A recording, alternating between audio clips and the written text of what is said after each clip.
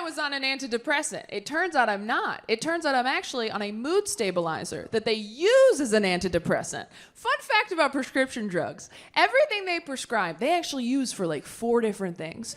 So you don't really know what your deal is until you find a combo that works and then Google all your pills by yourself. So after years of trial and error, I finally found a combination of things that worked for me. And 6 months ago, I decided to Google it, because what the hell? And it turns out that everything I'm taking is primarily used for bipolar disorder. So I went back to my psychiatrist and I was like, hey, do we think? And she was like, oh, yeah.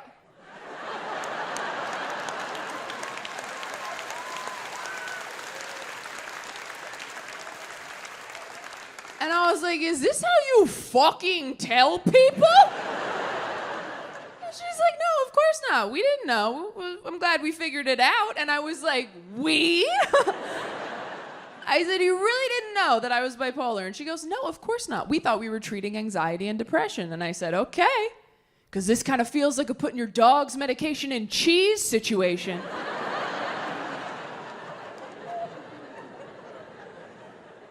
And I was like, I don't know how I feel about this diagnosis. And she goes, well, if it makes you feel better, you don't have to say I am bipolar. You can say I have bipolar, which feels a lot like someone going, I said you were being a bitch.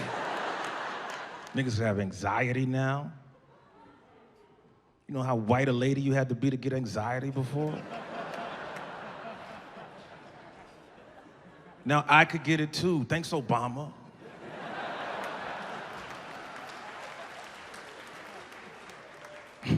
This is an incredible time.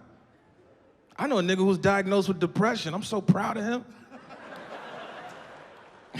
That's the most privileged disease of all. White people hate when I say that shit. I say depression is a privileged disease because it implies your life is good enough that you shouldn't be sad.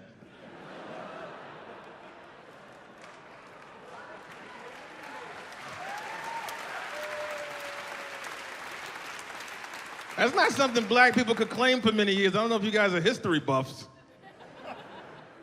Imagine 2 slaves in a cotton field and one is like, hey man, what's wrong? You seem down. I read all these articles that it's, people are getting clinically depressed because they're looking at other people's lives on social media and they start to think that their life pales in comparison. Calm down. First of all, no one has a great life. No one. No one. They are posting their best moments with a filter to make you feel shitty.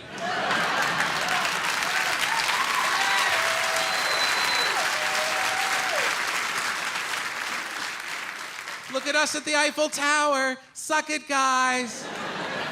Yeah, they don't show them for 3 hours stuck at baggage claim, right? Or sitting in the hotel for 5 days because the husband's got diarrhea from a French tart he shouldn't have eaten. Yeah, that's happening too, trust me. And if your friend is douchey enough to post 50 pictures of their Hawaiian vacation while they know you're at work, don't get depressed, get even. Start posting pictures of you at their house.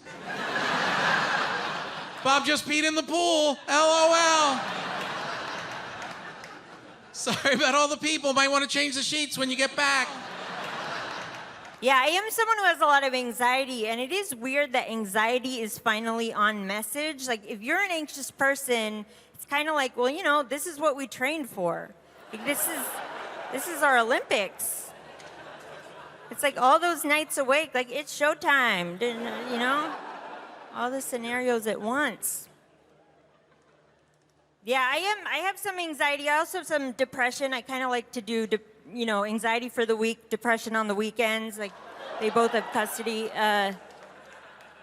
But I recently started a new medication, and it's working, but it has a side effect I didn't know about. I get terrible dry mouth, which, perfect for this line of work. But it did make me realize that a lot of medications are kind of like Greek myths. Like, you, the mortal, you get what you want, but there's always like a cost you're not being told about. It's always like, oh yeah, you'll be more fun to hang out with. But whenever you try to talk to people, dust will fly out of your mouth. You know what one of the upsides of COVID might be, I hope, is empathy for mental health stuff, right? Because everybody was isolated, and human beings don't do well with isolation.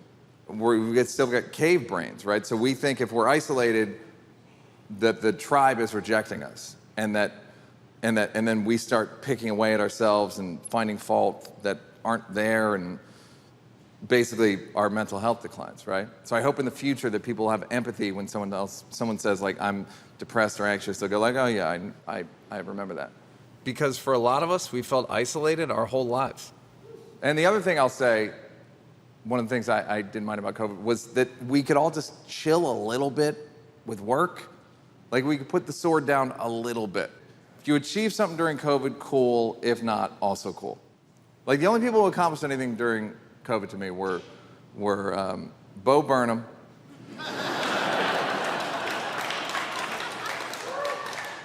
Amazon.com, and the 1998 Chicago Bulls, somehow.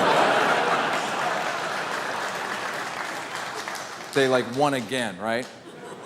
But it was nice to chill out a little bit, but then as soon as the world opened up, I was back comparing myself to other comedians and seeing who was doing whose podcast and who did what venue and how many tickets they sold. And am I too old to be on TikTok? Can a person do lip sync videos and be on cholesterol medication?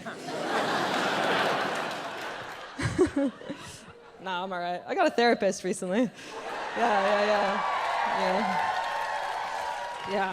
You have to, guys. You do. Like, well, if you're gonna complain as much as I complain, unfortunately, you do have to get one. Like, yeah. I feel like my friends were starting to be like, you should pay someone to do what you expect of us. I was like, oh, okay.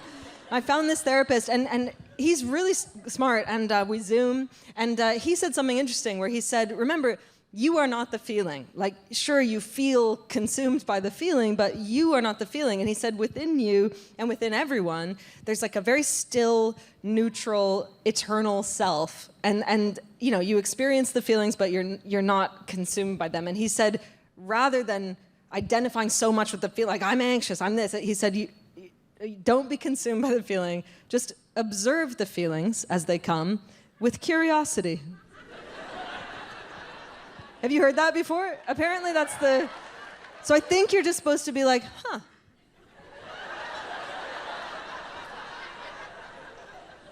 I'm experiencing rage. How curious. This is the thing. I have very bad anxiety, and so like loud voices make me crazy. And I was at a store the other day, and these two girls were having a conversation, and I could not believe what it sounded like. This is literally what it sounded like. They were like, oh my God, Chelsea, you're not gonna believe it, but like I was on Instagram the other day and I posted the most amazing video because like I went to Sephora and I had my makeup done, and it was like unbelievable because I looked so good, and like nobody commented and nobody did anything, and I couldn't believe it because I looked so amazing. Like everyone's upset about the war, but like the war, and like the war isn't happening here, so like who cares about the war? I don't care about the war. And sometimes I'm on Instagram and I put the same video on TikTok and like everybody said that, and sometimes TikTok. And the other girl's like, oh my God, you should have called me or texted me. I'm your best friend. Like how many call me? so I killed them. I fucking killed them. I know. I did. I killed them. Because I don't think you realize this, but these girls aren't going anywhere. That's who's going to be in our country. Like, they're staying here. They're going to have jobs. Like, your kids are going to go to school and go walk into math class. Oh my God, girls, welcome to math class. This is going to be so exciting. It's we're going to have algebra. It's going to be amazing. Like, you're going to go to a therapist that talks like that. You're going to walk in and be like, hi, I'm just really anxious. Oh my God, you're anxious? That's so horrible. I haven't been feeling well at all. I haven't been able to swallow. Oh my God, I met the cutest guy the other day and I swallowed his load. I was like, oh, I swallowed his load. And it's been really hard for me too. Well, in addition to the OCD, I also have a little social anxiety, but I force myself to go to parties and stuff, but there are things people do that bug me. I don't like when somebody pronounces a word differently than everybody else to try to sound smart. Just say it like everybody else. I'm at this party. I walk up to this group of strangers. First thing I hear, this guy goes, "Another thing about Genghis Khan." I'm like, oh, jeez. Now, you already don't like this guy. I go, "Oh, Genghis Khan? It was actually pronounced Genghis." Oh. I'm guessing you were there at the time? You and the Jeng man palling around town? So I wanted to sound smart. So I was like, "Oh, Genghis Khan, the Mongolian emperor."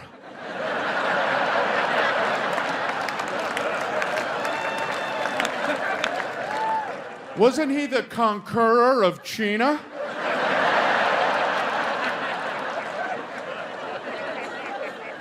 Well, I felt this little circle tighten on me. I've done just been ostracized. Walk up to this second group, and I don't know what to do when somebody says something I don't agree with. I don't know what I'm supposed to do as a person. I've always grappled with that. I walk up, this woman says, "Animals are smarter than people." I'm like, oh, jeez. I just got here. I was actually having a panic attack when I proposed. Why not? What a time to be alive. But Jenno said this thing that she always says to me when I'm having a bit of a meltdown, right? She said, "Don't panic." Which on its own's bullshit. Don't say that. If you see someone having a panic attack, don't go, "You're panicking? Have you tried not?" Like, that's bullshit. But it's what Jenno says next that brings it home. She says, "Don't panic. Who do you want to be?" And my brain hears that, and it's like, oh. Because in my brain, when I'm having a panic attack, I'm going, what do I do? What do I do? What should I do? What am I supposed to do? What's the right thing to do? What do I do? What do I do? What do I do? And she said, "Stop. Who? Who do you want to be?" And my brain hears that and just goes, oh, "A game? I love games. Panic's over. I am that simple." When I got money, I went to therapy. Woo! I found out I had anxiety and depression.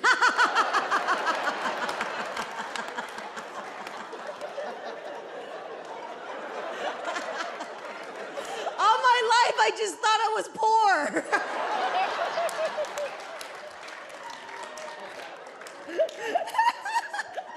I'm like, of course I'm sad. I'm fucking hungry. No. You're depressed.